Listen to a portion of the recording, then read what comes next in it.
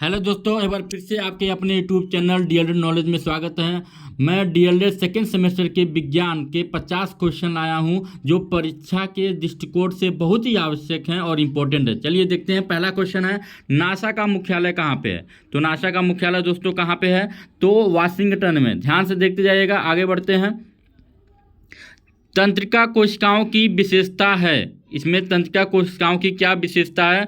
तो इनका आकार जो होता है अनिश्चित होता है। ये हो जाएगा इसका सही जवाब। आगे बढ़ते हैं। दिन रात का होना है, क्या है? तो सही से जवाब दीजिए दोस्तों। तो इसका जो सही जवाब होगा वह नियमित एवं प्राकृतिक परिवर्तन होगा। ठीक है, आगे बढ़ते हैं। पित्तरस का निर्माण कहाँ होता है? तो सबको पता होना चाहिए पित्तरस का निर्माण हमारे यकृत में होता है। आगे बढ़ते हैं। तृतीय श्रेणी के उत्तोलक क्या है? तृतीय श्रेणी के उत्तोलक का उदाहरण दीजिए। तो इसका जो सही जवाब होगा वह चिमटा होगा। ध्यान रखिएगा दोस्तों। आगे बढ़ते हैं। आगे है कि प्रकाश संश्लेषण की क्रिया में कौन सी गैस निकलती है? तो ध्यान दीजिएगा, ऑक्सीजन गैस रिलीज होती है, आपको पता होना चाहिए। आगे बढ़ते हैं। एक तत्व के समस्थानिक में होते हैं परमाणु संख्या समान लेकिन द्रव्यमान संख्या भिन्न होता है। ध्यान रखिएगा। आगे बढ़ते हैं। आगे है चंद्रमा क्या है? तो चंद्रमा एक उपग्रह है, सबको पता होना चाहिए। आगे बढ़ते हैं दोस्तों। अम्ल वे पदार्थ हैं जो जलीय विलयन में हाइड्रोनियम आयन बनाते हैं। ये सही जवाब होगा। आगे बढ़ते हैं। प्रबल क्षार किसे कहते हैं? प्रबल क्षार इसमें कौन सा होगा? तो NaOH होगा।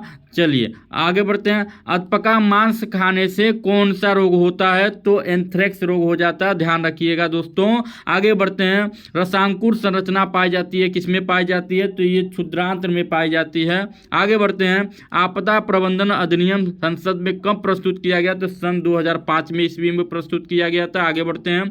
जनसंख्या विस्फोट के क्या कारण हो सकते हैं? तो सबको पता है अनियंत्रित जन्म दर एवं जनसंख्या वृद्धि, ये हो जाएगा। आगे बढ़ते हैं। सुनामी का निर्माण कहाँ होता है? निर्माण पृथ्वी पर प्लेट खिसकने से होता है। ठीक है, आगे बढ़ते हैं। सुनामी का संबंध किससे है? तो सुनामी का संबंध पानी के अंदर उत्पन्न लहर से होता है। आगे बढ़ते हैं। बादल फटने का अर्थ क्या होता है? जब अचानक खूब भारी मात्रा में खूब बारिश होती है तो उसे हम क्या कहते हैं? बादल फटना कहते हैं। आगे बढ़ते हैं।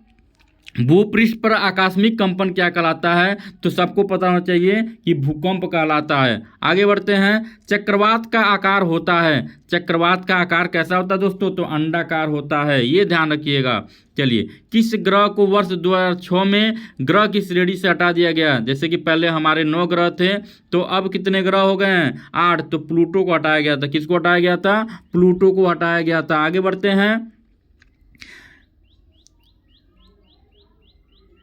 आगे है द्वितीय प्रकार के उत्तोलक का उदाहरण है, तो बोतल खोलने वाला यंत्र। ठीक है, आगे बढ़ते हैं। अम्ल व क्षारों की प्रबलता निर्भर करती है उनके आयन पे निर्भर करती है। इसका सही जवाब क्या होगा? आयन पे होगा। आगे बढ़ते हैं। प्रबल अम्ल क्षार वह है, क्या है? तो जो जल में अधिक आयनित हो वह है। आगे बढ़ते हैं। इलेक्ट्रॉन दाता तथा इलेक्ट्रॉन ग्राही पदार्थों के मध्य उपसंयोजक व बनाने की प्रक्रिया कहलाती है, तो आयन कहलाती है। दोस्तों याद रखिएगा। उदासीनीकरण क्रिया क्या है? तो पता होना चाहिए कि जब उदासीनीकरण क्रिया होती है तो लवण और जल बनते हैं, ये आपको पता होना चाहिए। ठीक है, तो इसका सही जो जवाब जो होगा वह लवण व जल बनते हैं, ये आपको सही ट्रिक लगाना है। आगे बढ़ते हैं दोस्तों। आगे है, जिन अम्लों में ऑक्सीजन तथा सल्फर नहीं हैं वे क्या कहलाते हैं? तो इसका सही जवाब क्या होगा दोस्तों?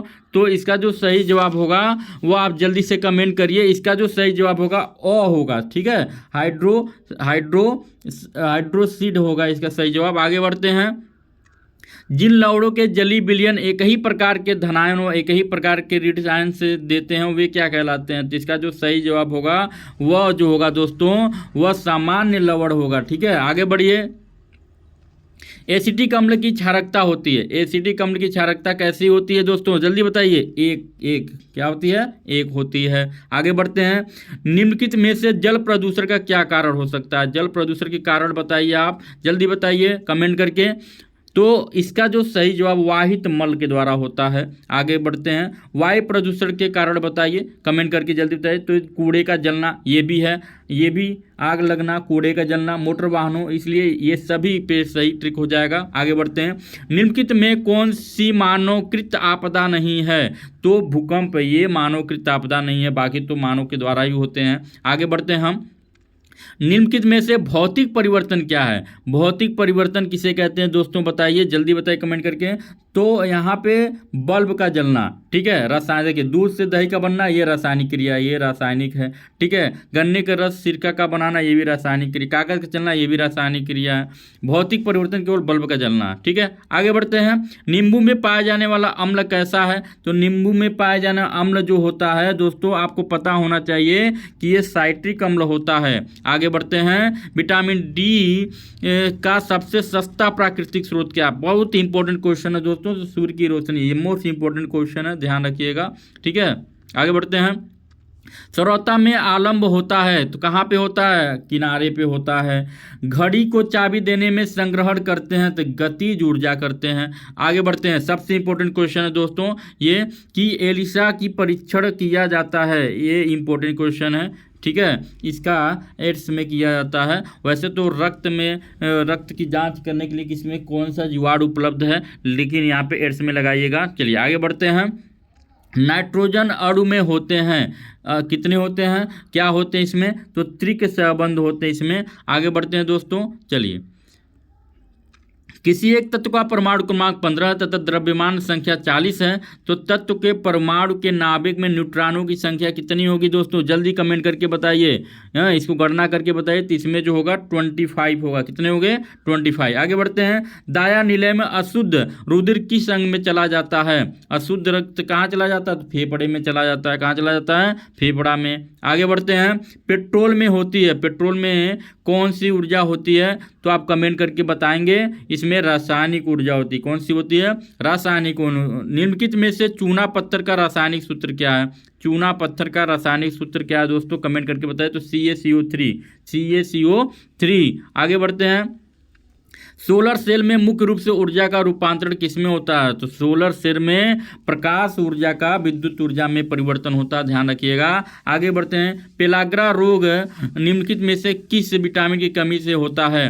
तो ये जो रोग है ये किस रोग से होता है? तो ये दोस्तों ध्यान रखिएगा कि विटामिन बी की कमी से होता है। कौन सा होता है? विटामिन बी की। जड़ों द्वारा वर्धी प्रजनन होता है, जड़ों द्वारा वर्धी प्रजनन किसमें होता है बताएंगे आप लोग दोस्तों, जल्दी से बताएंगे। तो शकरकंद में होता है। आगे बढ़िए, आगे है कि वह उत्तोलक जिसमें आलम्ब एवं आयाम के मध्य भार होता है, तो क्या कहलाता है? तो ये हमारा कहलाता है ट्रॉली कहलाता है। क्या कहलाता है? ट्रॉली। चलिए आगे बढ़ते हैं, विद्युत ऊर्जा को यांत्रिक ऊर्जा में परिवर्तित करता है कौन? विद्युत ऊर्जा को तो विद्युत मोटर ही करेगा। आगे बढ़ते हैं, अम्ल वे पदार्थ हैं जो क्या करते हैं? जो जली विलयन में जो जली विलयन में हाइड्रोजन आयन देते हैं। आगे बढ़ते हैं, चलिए दोस्तों आज का सेक्शन यही समाप्त हुआ। आगे फिर से हम आपके कुछ क्वेश्चंस लेके मिलेंगे। धन्यवाद।